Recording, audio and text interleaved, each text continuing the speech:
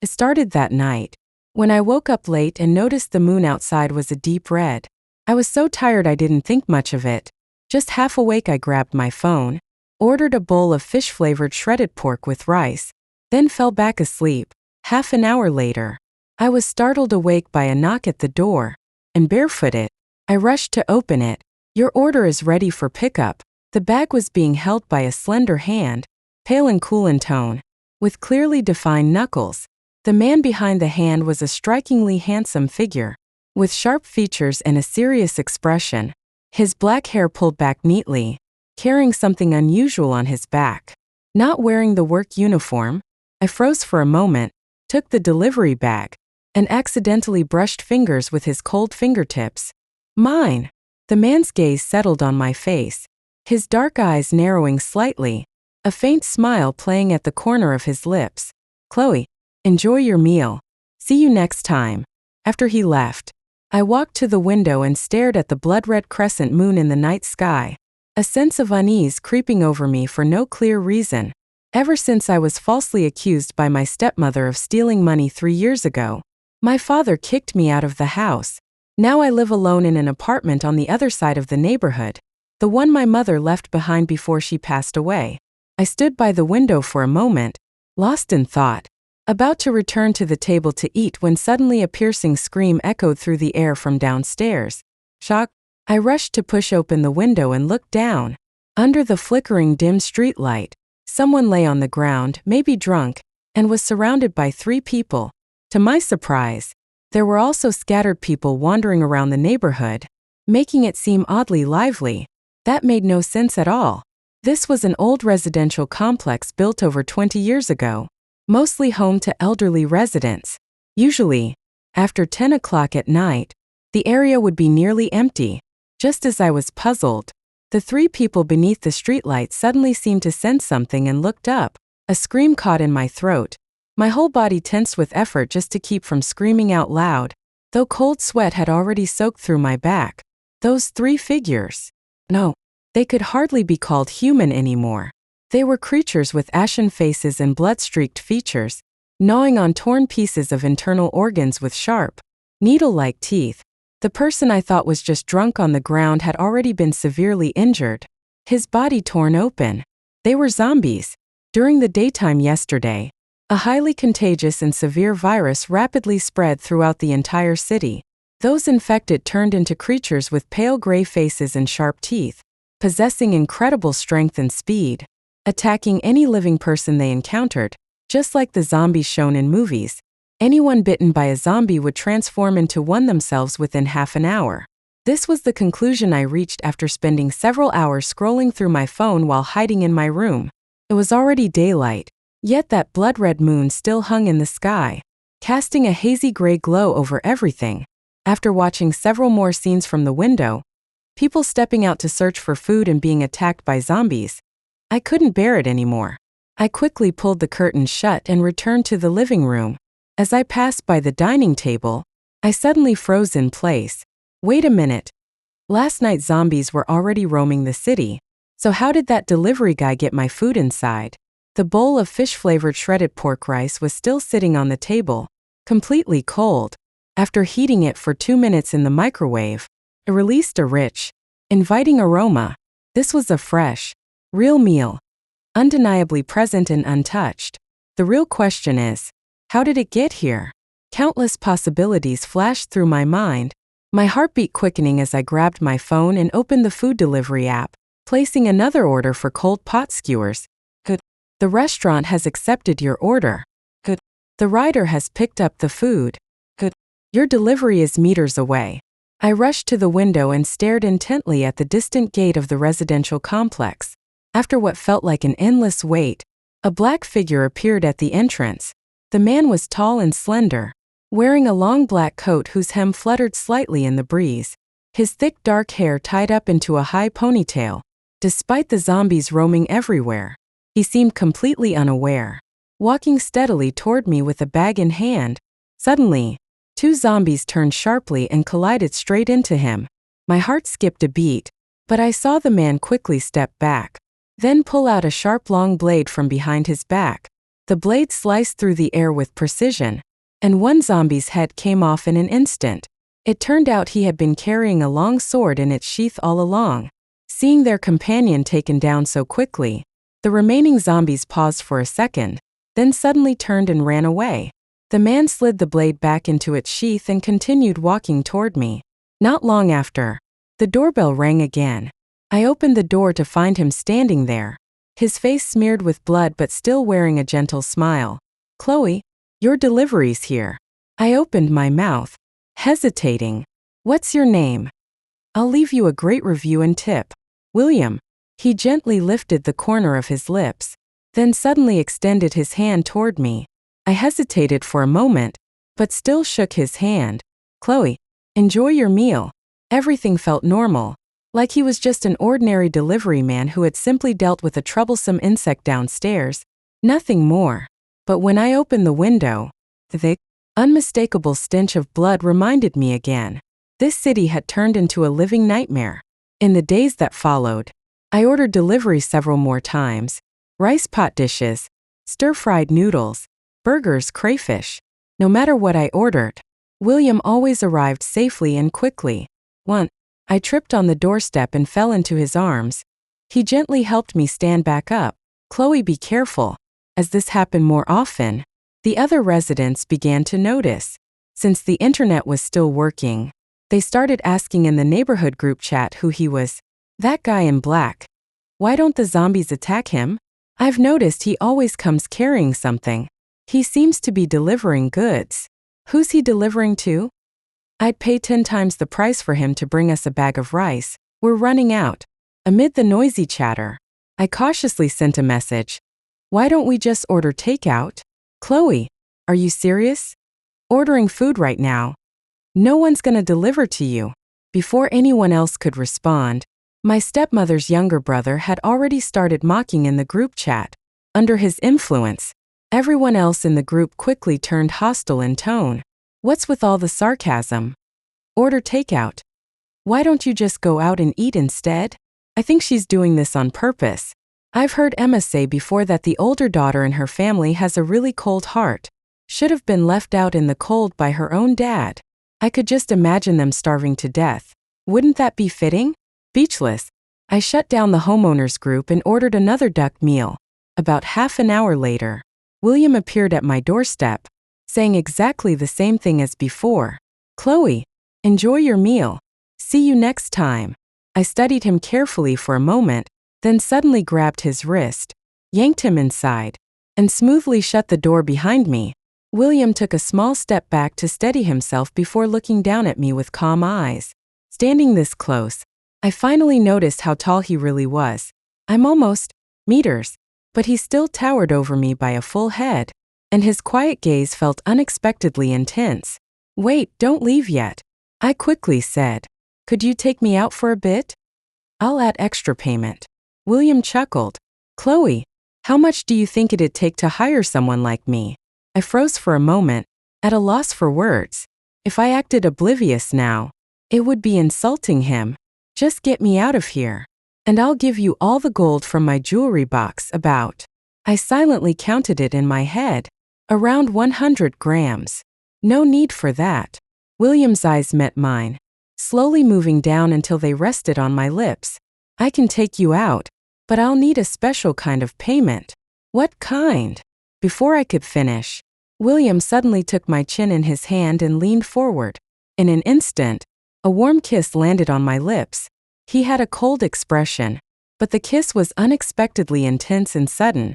I froze for 2 seconds, then suddenly covered my mouth and stepped back twice, glaring at him. "That's harassment." "Shoo." He raised a finger to his lips. The corners of his eyes slightly lifted, and a faint smile appeared. "Zombies are sensitive to sound. There are 2 right next door, so keep it quiet." My skin tingled, and before I could even process how he knew, I quickly changed my expression. "Are you sure about this, sir?" "Of course. So I've been living next to 2 of those things this whole time?" He gave a gentle shake of his head. "Not exactly, they only changed today." Seeing my anxious expression, he added, "Chloe, don't worry. I took your payment, so I'll make sure this problem is handled. William drew his sword and stepped out. A deep growl came from the adjacent unit, then abruptly cut off, leaving only silence. It finally dawned on me what he meant by payment. Was that kiss? Still caught in thought, William returned through the door. His clothes remained neat, though a faint trace of blood lingered around him. I snapped back to attention. You dealt with them? Of course. He raised one eyebrow slightly. Chloe, do you think I was too harsh? I quickly shook my head. Once they turned, they weren't people anymore. And if they'd stayed alive, I'd probably be the one dead by now. William gave a satisfied nod. Then he reached up and gently ruffled my hair.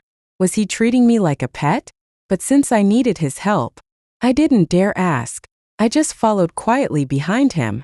We left the complex and stopped by the convenience store at the entrance, loading up a large bag with sanitary pads, then picking up other essentials. With no one daring to come out, the store was stocked with all kinds of supplies, yet completely empty of people. The only zombie that had been the store clerk was pierced through when William stepped inside. Sleep pads, toothpaste, undergarment soap, lubricant. I forced myself not to look at the stained counter as I muttered items aloud and stuffed them into the bag, suddenly falling silent when I caught sight of a certain label. Turning back, William, who was carrying his sword behind me, shifted his face away, but his earlobes turned red. I'll grab some more food. I shoved the items into his hands, then headed to another aisle and picked out a bunch of my favorite instant meals, even grabbing a few still edible fruits before carrying back a heavy load of supplies. William paused at the door. Escort complete. Chloe, see you tomorrow. Before leaving, he glanced casually, almost unintentionally, at my lips, and I immediately remembered the warmth of that kiss. It was awkward and inappropriate, but in this dangerous world, it somehow carried a quiet, tender moment. Most importantly, he said, "See you tomorrow." No one had said something like that to me in a long time. I sat on the sofa with a slice of toast in my mouth, spaced out for a bit, then pulled out my phone. Most likely, many people had seen us walking together from their windows, and the neighborhood group chat was already buzzing with wild guesses about who he was and why he wasn't afraid of zombies. Some even recognized me and messaged to add me as a friend, desperate to get his contact info. Amid all the noise, my dad's message stood out the most. Chloe, bring over what you got, more food too. And who is that guy? Ask him to take you out again. Mom and your brother want fruit. It was the first message he'd sent me in 3 months since our big fight. I couldn't help but laugh at the audacious tone in his message. Why should I? Do you really think you deserve it? I quickly lifted my phone and snapped a photo of everything piled on the table before sending it over. I do have plenty of supplies, including fruit, but I'd rather let them go bad than give any to you. Chloe, how could I raise someone so selfish and ungrateful? He shouted angrily. You should have been drowned at birth. Just a monster. The string of hateful words that followed was shocking and deeply disturbing. Something no parent should ever say to their own child. I didn't want to read another word, so I simply blocked him without hesitation. Over the next few days, I ordered a couple more deliveries, and William still showed up right after our kiss, always ready to go out with me to gather supplies, no matter how many zombies there were. As long as he had that sword in hand, they were no match for him. I slowly stopped being overwhelmed by fear and started to feel almost used to it. It turned out my ability to adapt was stronger than I ever imagined. Few blocks away, at a wine cellar, the last zombie fell with a clean strike through the head. William shook off the fluid from his blade and smoothly slid it back into its sheath. When will I be able to fight like you? I said, half in awe. I sighed, and he suddenly turned toward me. Want to learn? Yes. Thankfully, he didn't say something like, you'll never need to learn as long as I'm here. Instead, he carefully explained the zombies' weaknesses. They're sensitive to sound, light and scent, so their abilities weaken at night and during rainy weather. The head and back of the neck are critical targets. Since you don't have much strength, you'll need to strike them down with one decisive move. I'll pick out a weapon for you when we head back. Stepping into the wine cellar, a rich, slightly sweet fragrance filled the air. The wooden racks were packed with neatly arranged vintage red wines, almost pulling me back to life before the world changed. I grabbed a bottle at random, poured it into 2 tall glasses, and handed one to William. "Here, cheers to being alive." William smiled faintly and gave me a long look before saying, "All right." As he was about to leave, I don't know where the courage came from, but I suddenly wrapped my arms around him and stood on tiptoe to kiss him. Unlike our first brief touch, this one was deep and passionate, though I couldn't help being a little awkward in the way I moved.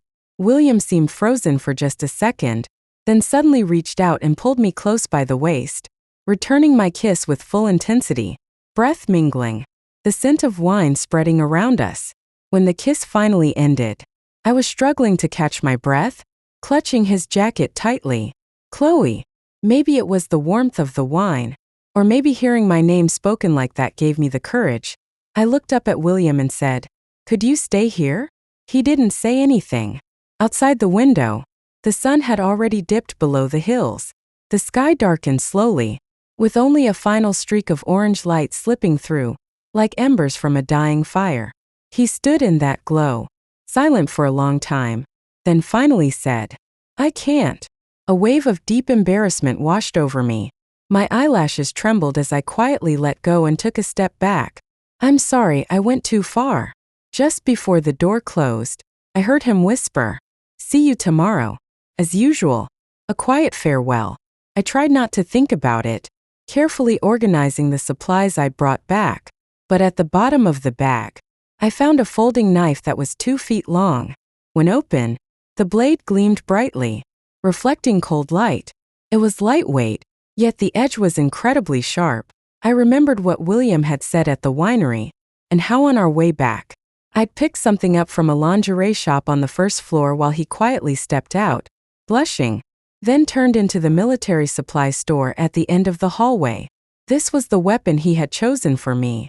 William's background and intentions remained a complete mystery. Yet in this chaotic and dangerous world, he had become the only one I could truly trust, my last lifeline. That night, someone finally couldn't hold back and stepped out with 2 kitchen knives, trembling as they headed for supplies, but barely made it 20 meters from the building before being surrounded by zombies and losing half their head. Not long after, that lifeless body staggered back to its feet and joined the growing horde of undead. The usually noisy homeowner group fell into an eerie silence. Just then, my stepmother suddenly posted a photo of a jade bracelet in the group chat and tagged me. "Want it?" I stared at the image of the bracelet, my heart filled with anger. This bracelet was a family heirloom passed down from my grandmother to my mother as part of her dowry. After my mother passed away, we couldn't find it. My father said it was lost. But now I realized he'd given it straight to my stepmother. And sending this photo now made her intentions clear as day. I accepted her friend request and asked through clenched teeth, "What do you want?" 2 large bags of food. "Bring them yourself. Don't try anything tricky, or I'll toss them right from the window. The whole neighborhood's filled with those things. Do you really want me to walk into danger? Stop pretending. Isn't it obvious that man is your lover around here?" She scoffed, then paused as if remembering something else, and added, "By the way, when he brought you here earlier, have him wait downstairs. You come up alone." I knew she was afraid William might act against her, like how one would deal with those things, quickly and without hesitation. But I couldn't reach William at all anymore. With a mix of nervous hope, I placed an order on the food delivery app, but unlike before, this time no one ever accepted the order. It hit me suddenly. Despite how close we'd been, the only way to reach him was through such a small, fragile line. It felt like a beautiful dream at the start of this crisis, one that could vanish the moment he grew tired or simply lost interest. After that, I'd never find him again. I stood by the window, clutching my folding knife, watching the strange figures moving through the neighborhood. Only a month had passed, but the world was completely different now. Then my stepmother messaged again. "You really don't want it, do you? Chloe, think carefully. This was your mother's last possession." I shivered and snapped back to awareness. "Calm down. Keep the items safe. I'll bring them over after dark." I pressed my lips together as I typed. If that bracelet isn't returned in perfect condition, your whole family will be facing starvation. I gathered the things my stepmother wanted and packed them into a backpack. When night fell, I stepped out with the folding knife in hand. There was a zombie wandering near the building entrance, getting closer with every passing moment. The stench of decay mixed with a sharp metallic scent grew stronger and more oppressive. I held my breath, pushing down the fear rising inside me. I remembered what William had told me earlier and moved as quietly as possible toward it. Just 2 steps away, the zombie seemed to sense something. Its head began to turn. My heart leapt. I raised my knife and plunged it hard into the back of its neck. The dark fluid sprayed across my face. Just as I was about to cry out in shock, William's warning flashed through my mind again. I forced the scream back down my throat, wiped blood from my face with my sleeve, and kept moving forward with the knife still clutched in my hand. There were many zombies roaming through the neighborhood, yet none of them reacted to me at all. Even when I passed 2 of them side by side, they didn't turn to look back. I remembered William saying zombies were sensitive to smells. Then I thought about how covered in blood I was. My suspicion began to take shape. I made it safely to the other side of the neighborhood, arriving at my stepmother's apartment on the 4th floor. The door opened slightly, revealing her face, older and more worn than ever. Her eyes landed on me, and for a brief second, I saw fear flash across them. I leaned the knife against the wall, my expression blank as I asked, "Where's the bracelet? Give me what I need, and I'll return the bracelet to you." I took off my backpack and tossed it toward her. She quickly opened it and checked everything inside before handing over a small box. Inside, there was a pure white jade bracelet lying quietly.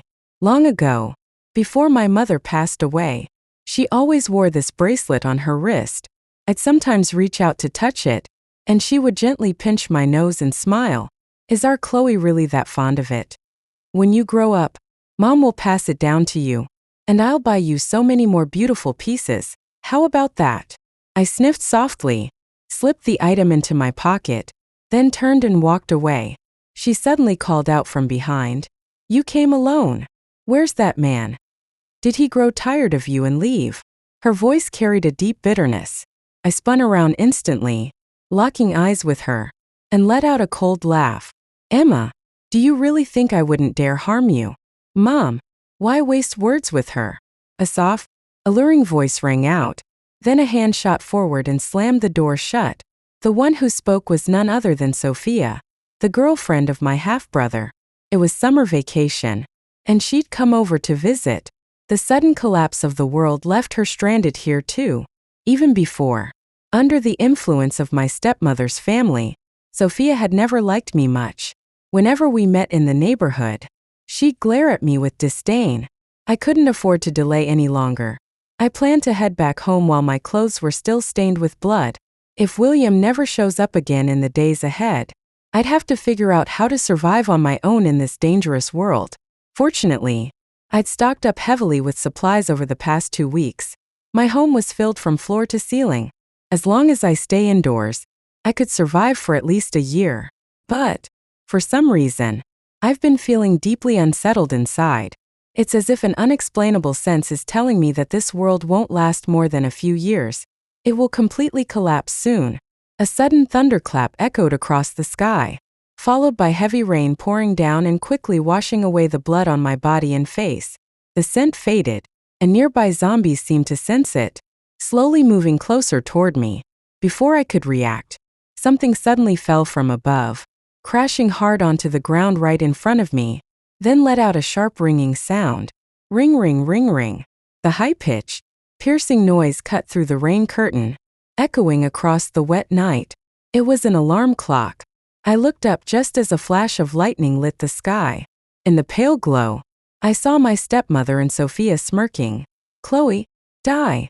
In the pouring rain, I swung my knife hard and split the ringing alarm clock in half. But it was already too late. In just a moment, all the zombies across the neighborhood had gathered around me. The first one, the largest and most terrifying, had a face twisted in rage with its mouth stretched nearly to its ears, lunging at me straight away. Zombies moved incredibly fast when chasing someone.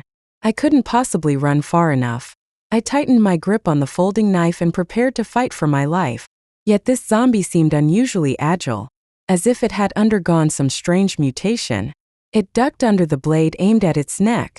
The knife sank deep into its shoulder bone and got stuck, unable to be pulled out right away. William! In the grip of sheer terror, I couldn't even scream. The moment I strained to force out those 2 words from my throat, a gaping mouth was already inches away. I could feel the foul drool landing on my wrist. In an instant, a long sword sliced through the downpour, piercing through the zombie's skull from behind and emerging on the other side, dripping with a mix of blood and rain that fell in quick succession. William!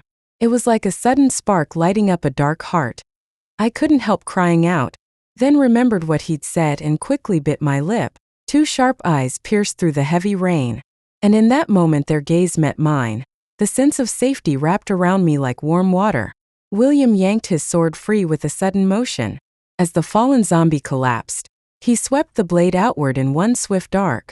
A faint golden aura surged forward, sweeping through the surrounding area and eliminating every nearby threat. The scene was so beyond belief it felt nothing like something a human could do. Seeing the fate of their kind, the remaining zombies panicked and scattered in all directions. Chloe, don't be afraid. His voice came like rain falling on a mountain ridge, reaching my ears. His high ponytail and black coat were soaked through by the storm, but William stood straight and tall, like a bamboo stalk unbroken by wind and rain. My heart ached, my eyes burned with warmth, and tears nearly slipped out. He stepped over the bodies in pools of blood, approaching me slowly. When he reached me, he stopped in front of me and gently kissed me. I'm sorry I almost didn't make it in time. Why? Didn't you answer the call? After surviving the ordeal, that lingering fear from barely escaping death welled up inside me, my voice trembling as I said, I thought you'd never come back. The kiss ended and he sheathed his sword before lifting me up without hesitation. It wasn't because of that. After you asked me last time, I went back to deal with some things and couldn't respond to your signal in time. I curled into his arms as he apologized once more. Sorry, Chloe. Why are you apologizing to me? I bit my lip and decided to ask straight out. William, what exactly are you? Why do you know so much about zombies' weaknesses? And why do you have such an unusually strong ability? You've probably already figured it out. I'm not from this world. How did you end up here? William kept walking, passing through the path in the greenery until we reached my building. Because of those takeout orders you placed, you briefly opened a passage. Our bodies pressed together through layers of clothing, warmth passing between us as my heartbeat raced uncontrollably. I suddenly asked, so why did you kiss me in the first place? The arm holding me stiffened slightly. A moment later, he stepped into the building. Rain sounds vanished outside, and silence fell around us. After a long pause, William finally spoke. Because you're the connection between 2 worlds, I can't stay here for too long. But the more intimate our contact is, the longer I can remain. The first time our fingers touched, I stayed 5 minutes. When you fell into my arms, I lingered half an hour extra. And every time we kiss, he looked down at me and let out a soft laugh. The closer we are, the longer I can stay here. When our fingers first touched, I stayed for 5 minutes. When you fell into my arms, I lingered for half an hour. And every time I kiss you, by the time we reached the front door, it was already quiet. I struggled free from William's arms and hurried inside after unlocking the door. The room was pitch black. Apparently, the lights were out. Outside, it was pouring with rain and wind, and not a single ray of moonlight pierced through the clouds. Even the water heater had stopped working. Cold water poured down from above, making me shiver instantly. I didn't think twice before calling out, William. The moment William stepped inside, his breathing became noticeably faster. What's wrong? I turned to face him. I'm so cold. And there's no hot water. As my eyes adjusted to the dark, I could just make out the sharp edge of his jawline in the night. I took a step forward, and he stepped back. His voice was tight when he said, You shouldn't be doing this, let me think. The rest of his words were cut off by my sudden kiss. There's a ready way to warm up right in front of you. What, William? Are you too afraid to use it? I clung to his arm and deepened the kiss without hesitation. I really hope you can stay longer. I want you here with me. Chloe, just wait a second. I shook my head slightly. You don't need to take things slow when you're young. But this is the end of the world. What do I care about rules now? This world is chaotic and intensely complex. I just barely survived a life or death situation. And even now, the memory makes me shiver. That zombie's grim face was only inches from mine. Had William not arrived in time, I would have already become one of them. I couldn't tell if my feelings for him were truly heartfelt, or just mixed with gratitude for being saved and the wild freedom that comes with surviving the end of everything. After a moment, William finally seemed to give in. He let out a soft sigh and lifted me into his arms. I'll take care of it, he said. Those words felt like the click that opened a long-sealed box. Outside, the night was pitch black, and the storm still raged fiercely. The moon, hidden behind thick clouds, cast a faint red glow like a whisper of blood, and the world kept moving forward toward its inevitable end. But inside the room, another storm was breaking over me. That's when I realized I still hadn't truly understood William. When I woke up, daylight had already filled the room. William brought water and helped me drink. I gulped down most of the bottle before finally looking at him. Why did you change your mind? What? You said no that day when I asked if you'd stay. So why are you back now? William's eyes flicked upward slightly. I didn't say no. I said it wasn't possible. What's the difference? Asked, narrowing my eyes. That day, it really wasn't possible. I still had things to finish in my own world. William lowered his head and gently touched his lips to mine. Now I can stay, but you'll need to kiss me often to make sure I'm not pushed out of this world. He said it with his usual calm expression, as if it weren't a sweet word at all. Oh, and this really wasn't a romantic line anyway. I play on my privilege. Not sweet enough, say it again. William picked up the long sword and scabbard from last night, slung them back onto his shoulders, stood tall, then gave me a brief look down. Not a kiss. Another way works too, plus it lasts longer. My mind immediately flashed with some incredibly vivid images. I was excited but tried to act calm. You're such a rascal. He smirked slightly, leaned down and lifted me up. Let's eat. William set me down at the dining table, then took off his sword in front of me. Its tip moved through the air like drawing an invisible shape. When the final stroke was made, he vanished right before my eyes. I jumped to my feet, but my legs felt weak and I instinctively grabbed onto the edge of the table. After the dizziness passed, I reached for my phone, hoping to order food through an app. The screen flickered twice with a low battery warning, then went completely dark. Since last night, the whole world has been without power. In my stunned moment, the air in front of me rippled like water. Then, a second later, William reappeared. He set down what he was carrying on the table, pulled me close, and brushed his lips lightly against my eyelid. Why are you crying? I must have been crying all along. I sniffled. You disappeared so suddenly. I thought it was like last time, that you'd be gone and never come back. William's arms tightened around my waist. Never again. I just went to get food for you. He opened the lunchbox, pulled out a pair of chopsticks, and handed them to me. I suddenly had an idea. So in your world, you're actually a delivery rider. What kind of place is that, where delivery people can move between worlds and have skills like that?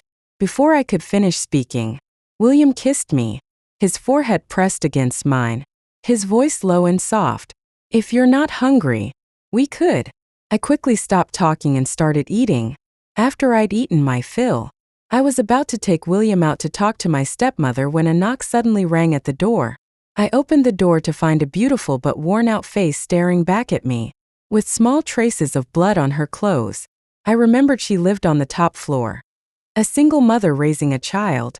Chloe, I saw your message in the group before the power went out. Is it true that jade bracelets can be traded for food here? She looked at me with careful eyes and held out a small wooden box. I don't have a jade bracelet, but I do have some gold jewelry from my wedding. Can I trade them for food and medicine? My daughter's been sick with a fever. It was probably because of my stepmother's past actions that she'd gotten the wrong idea. Inside the box, Gold items sparkled brightly, clearly cherished by their owner, each one carefully preserved. I glanced at William, hesitating for a moment. He tapped the table with his fingertip. If you like it, go ahead and take it. Anything in this world, just name what you want, and I'll bring you there, no matter where it is. So in the end, I traded 2 boxes of fever reducers and a bag of instant food for that golden jewelry box. The bracelet was set with 2 rows of pearls, beautifully crafted, and I put it on right away. Soon, word spread somehow, and residents in the building started coming one by one, bringing their most valuable gold jewelry and luxury items to trade for supplies. The pile of goods I'd collected was quickly reduced by half. William was unusually indulgent, even picking up a ring with the tip of his sword and offering it to me with a grin. Try this one on.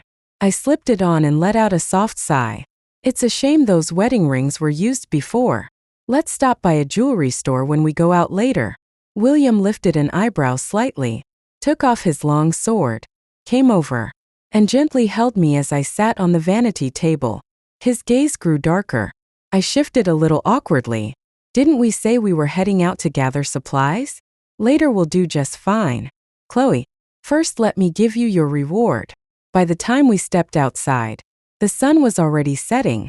My folding knife had gotten stuck in a zombie's shoulder last time and broke beyond repair. So William simply handed me his sword instead. I gripped the hilt nervously, glancing at him. You've given me your weapon, what about you? Nothing like this would need a weapon to handle. So, as soon as we stepped out, I sensed something was off. William, have you noticed? I bit my lip, staring at the monster hurtling toward us at breakneck speed. These zombies seem to have changed, got stronger? William raised his hand casually and sliced through the zombie with a thin streak of golden light, sending its head flying as it collapsed in a heap. He turned back to me, his expression unreadable. This is just part of the process. Process? He didn't elaborate, only narrowing his eyes and glancing behind me. I turned around and saw that several people were following us just a few meters back. Some gripping kitchen knives or baseball bats, others sprinting through the safe path William had cleared toward the parking lot outside the complex. Among them were 2 familiar figures. I recognized my dad and my younger brother right away. I couldn't tell if it was fear of me that kept Emma and Sophia from coming out, but honestly, it didn't matter. Not a problem. I'll be visiting them soon enough. 2 months have passed since the world changed. Their food supply must have run out by now. I said to William, even if they trade jewelry or handbags for supplies, it'll only last a short while. They know we're gathering resources now. Staying with us is safer than going out alone. William listened, his expression completely indifferent. If you want them to follow, let them. My sword is yours, and so am I. Whatever you decide works for you.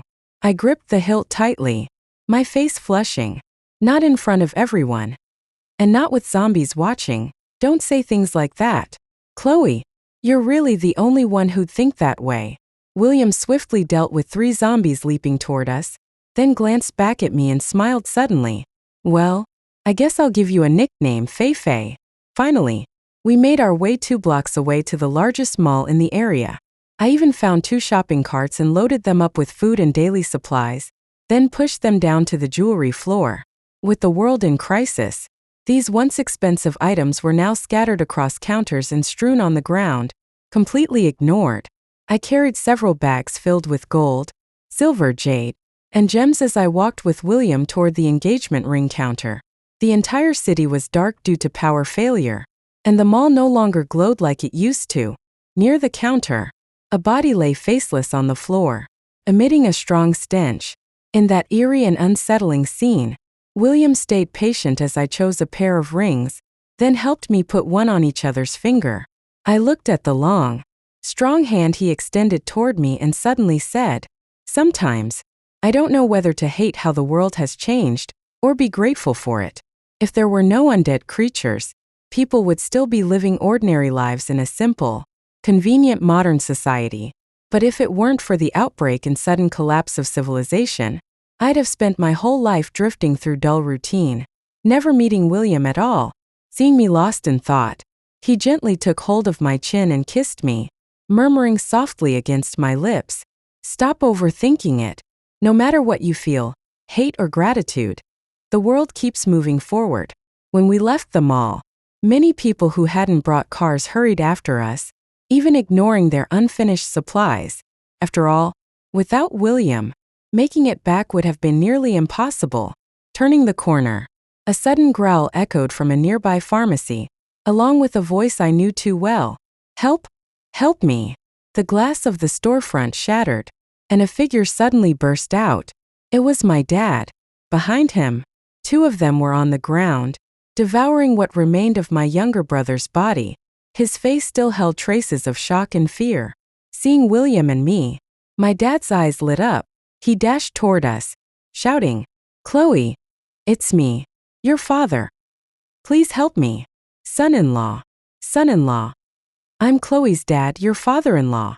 Another one lunged from behind him, its sharp claws pinning him firmly to the ground. A wide mouth opened above his head, but he held onto his baseball bat with all his strength, his face twisted in pain and effort. "Chloe, please save me." I stared at him without expression. "You called me a traitorous monster before. Now you're begging the same one to save you?" I was wrong. I said things I shouldn't have. "Chloe, you've always been my good girl. Stop it," I said, my eyes hardening. "Henry, do you really think I don't know what happened to my mother?" The mention of my mother made him realize I wouldn't help him anymore. Seeing the bat was about to give way, a flash of bitterness crossed his eyes. "Then let's die here together." My dad started screaming wildly, but before he could make another sound, William plunged his sword through his chest, ending his life instantly. He turned to me. "Let's go home." I looked down at the two bodies on the ground, murmuring, "There are still two more." Even with both William and me guarding the path back, we'd lost over half our group along the way. Many people watched from the sidelines, too afraid to venture out, so they brought out their most treasured jewelry and traded it with me for food. William would also go out alone to gather supplies for me.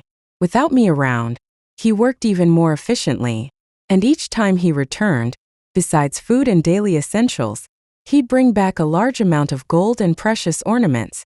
Before long, these valuable items piled up so high in my small study that it looked like a treasure-filled cave. I sat cross-legged on top of the stack, fingers lifting a strand of pearl necklace as I tilted my head and smiled at William. "Sweetheart, look at all this gleaming gold around me. Does it remind you of a dragon guarding a cave?" "Like one," he replied as always, unsheathed his sword, then stepped forward and wrapped an arm around my waist, gently pulling me down. My world spun in a heartbeat. A knight and a dragon falling for each other. It's not such a bad story. I tugged lightly at William's high ponytail, my voice tinged with mild frustration. "You weren't like this before. You used to turn me down, saying we should take things slow." He let out a soft chuckle. "Exactly. I'm still taking it slow." In the evening, I stood at my stepmother's front door with William.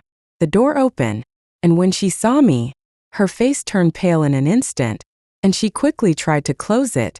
William slid out his sword hilt and easily held the doorway shut. I looked at her gaunt, sunken cheeks and smiled. "You're so scared now. How could you have done it back then?" "Emma, I've let your life hang on this long already. You've had more than enough time." She stumbled back in panic, and William and I stepped inside without hesitation. The door clicked shut behind us. She collapsed onto the sofa, suddenly wearing a look of bitter resentment. "I've heard from the neighbors. You killed your own father with that man of yours. Chloe, how could you do such a thing to him? Do you really think I didn't know? I overheard everything you said by my mother's bedside that day, Emma. I wasn't at school that day. I was hiding in the closet. If you hadn't secretly switched her medicine, she wouldn't have passed away so soon." I nearly shouted the last words, my voice tight with anger. I was still young back then, and I did consider going to the police later on, but Mom's body had already been cremated, and there was no trace of the medicine left. I had nothing to prove it. Emma trembled at her lips but couldn't utter a single word. William turned to me, silently asking, "Should we do it?" "Yes." "No, you can't. This is wrong. This is a crime." William didn't even glance up. He drew his blade and struck without delay. Justice demands retribution. This is what comes of such actions. His gaze lingered coldly over Emma's motionless form. I don't know why she's screaming like that. I glanced around the room. Where's Sophia? Without a word, William kicked open the bedroom door with his foot. Before I could react, a figure dressed in light clothing rushed straight into his arms. Sophia wore a halter dress and had a small face painted with bold makeup. She didn't seem to notice William's frown as she tilted her head up, looking at him with a helpless, pleading expression. Brother, I can do everything she can. I'm cleaner. I'm prettier. Please take me away with you. As she spoke, she reached out to wrap her arms around his sleeve. He pulled back, his expression unreadable as he asked, Do you really think you're more attractive than her? Sophia quickly nodded. Objectively speaking, that's true. She's not blind, she can see clearly. At the same moment, the sword in his hand pierced through Sophia's chest.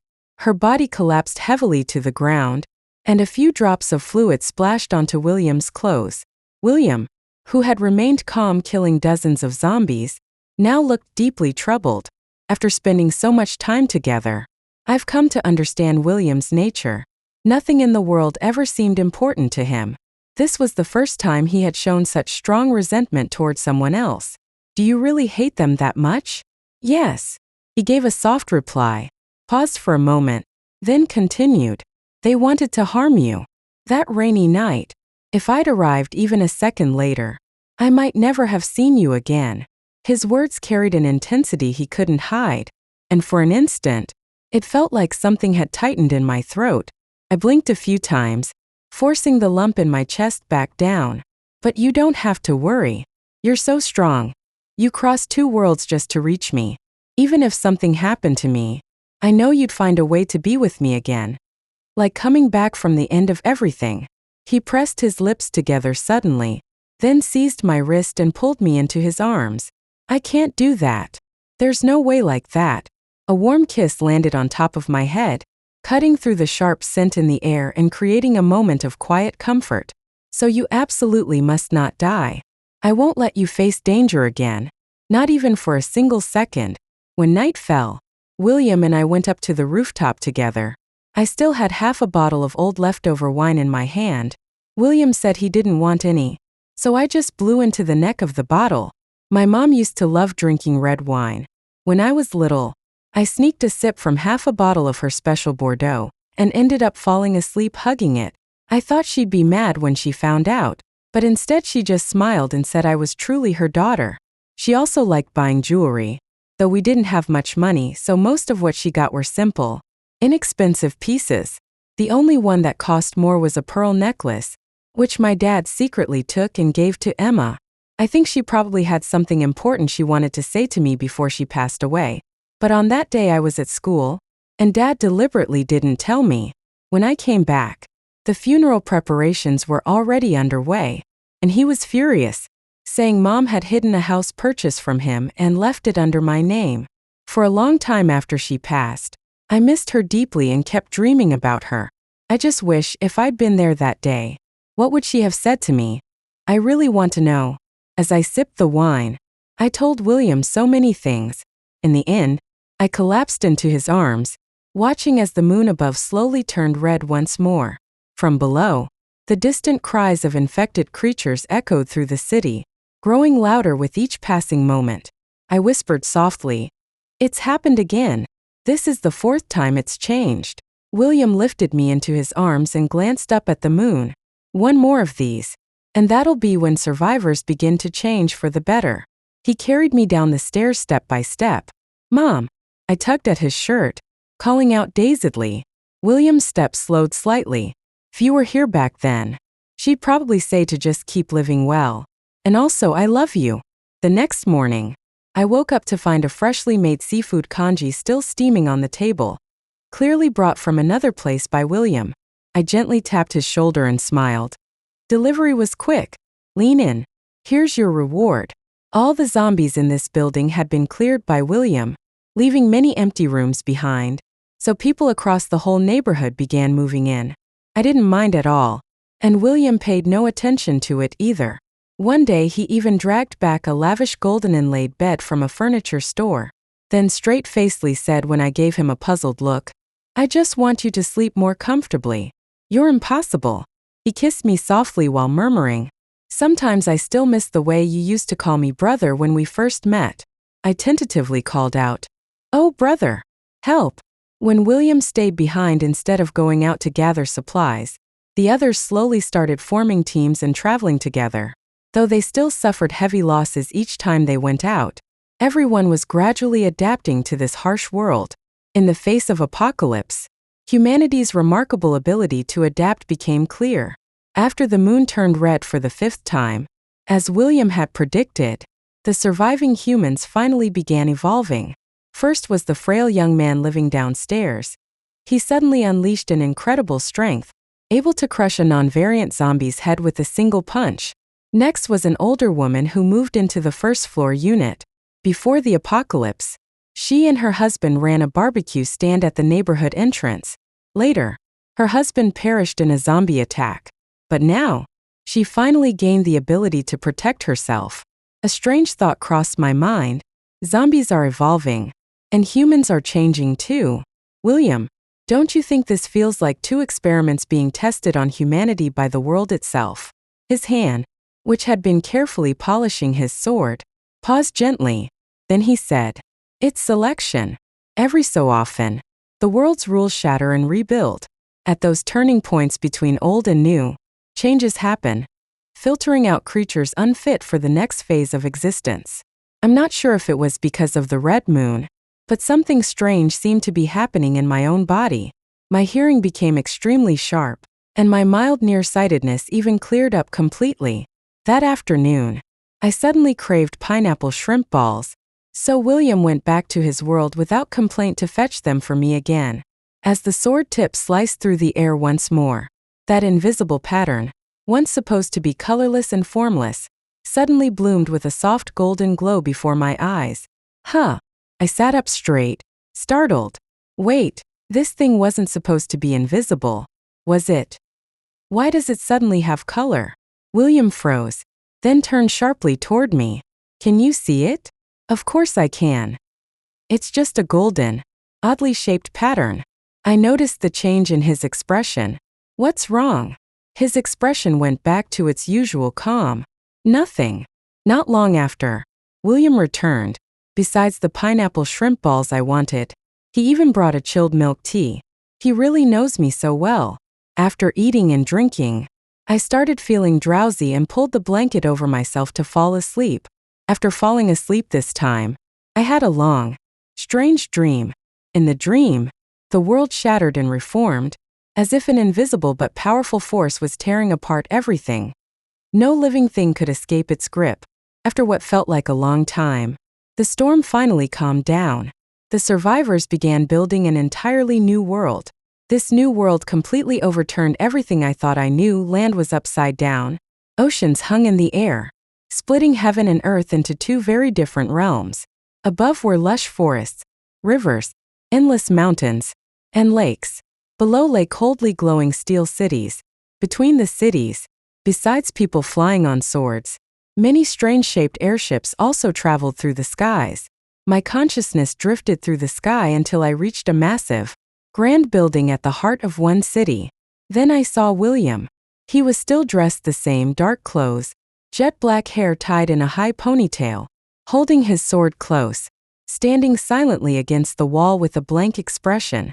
Opposite him stood a man in a red robe, glaring fiercely and saying, "William, since the rules were restructured, it's rare to find such an emotionally vivid subject.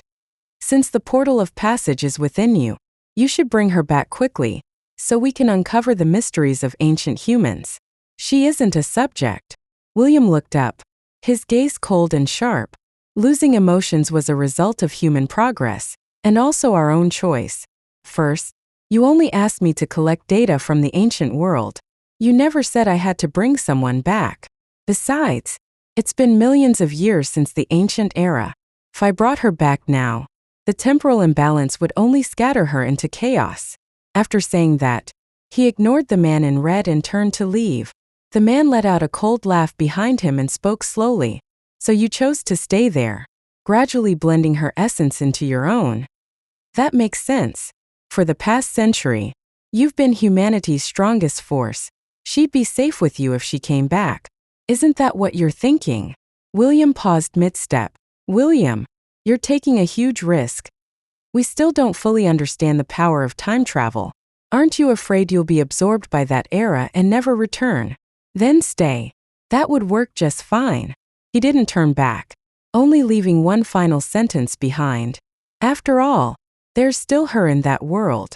I slowly opened my eyes. William was holding his sword, leaning against the windowsill, quietly watching the sunset fade on the horizon. William. I called out his name and realized my voice was hoarse, so I grabbed water and took a few quick gulps. He turned to face me, one side of his face shadowed by the night, carrying an icy stillness. I whispered, why did humans lose their emotions? After the rules were restructured, humanity gained unimaginable abilities, but because they became too powerful, they saw emotions as weak and indecisive, something only the frail would have. So they chose to let go of that part within themselves. From then on, technology advanced rapidly, transforming the world beyond recognition. Many scientific truths once believed in the ancient era were later proven wrong. Gender lines became blurred. Marriage as an institution faded away, and methods of bringing new life into the world changed completely. After millions of years, humanity developed extraordinary technology and strength, but lost literature, music, all art forms that rely on emotional depth. I said nothing. The dream and what William had told me contained so much information I couldn't process it all at once. So I lowered my head and stared intently at the bracelet on my wrist. People can nurture jade. The bracelet has gradually taken on a clearer, more radiant shine since I've worn it for some time. Are you upset with me? William's voice came from above my head, soft and cautious. I looked up before I could see clearly, when he suddenly pulled me tightly into his arms. That day, the ancient portal that had been dormant for thousands of years suddenly began to glow on my body. Your food delivery message reached me. According to the portal's rules, I had to fulfill your requests before I could come here. So I brought you exactly what you wanted. I never saw you as a test subject, ever since the beginning. I've grown fond of you. If you don't want to go with me, that's fine. I'll stay here with you. If you don't want to come with me, that's okay. I'll stay here with you. William was clearly nervous, holding me tightly and speaking quickly. I bit my lip lightly and whispered, I want to go see the sunrise from the mountain. To my surprise, William lifted me into his arms and stepped onto the sword, flying straight out of the window. So this is what they call flying on a sword. I murmured, my words fading into the wind from how fast we were moving. As we reached the center of the city, I glanced down beneath the blood-red moon and suddenly noticed something strange. William, I tugged on his sleeve. Look. Why are all the infected moving toward that hospital in the city center? He glanced down. Then let's go take a look. We landed and came to rest on the rooftop of the hospital. Then we saw a face we both recognized. What are you doing here? I stared at her in disbelief. She was the single mother who used to live on the top floor. She once traded jewelry for food with me, and later joined a supply gathering group a few times. How did she end up here? Chloe, is that you? She looked at me with a bitter smile and stepped aside. The moment I saw what was behind her, everything clicked into place. Behind her, a little girl in a red and white checkered dress sat in the corner, tightly bound, letting out desperate cries. Her once sweet and innocent face had turned pale gray, twisted into something terrifying.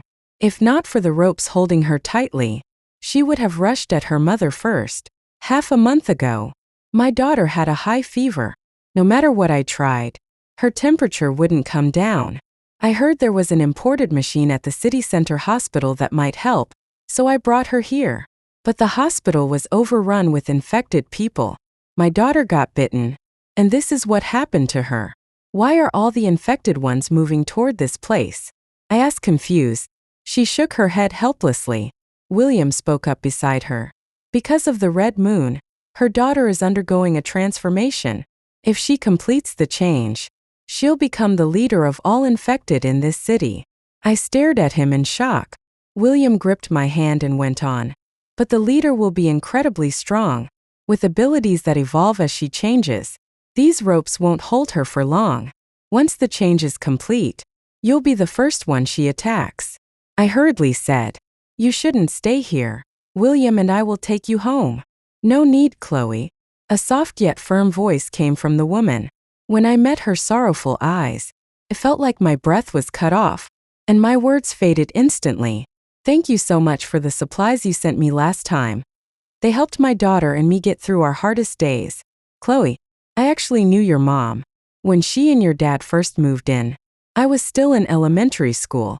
One day after arguing with my family, she even brought me home for dinner. If it were her here today, she'd make the same choice I'm making now."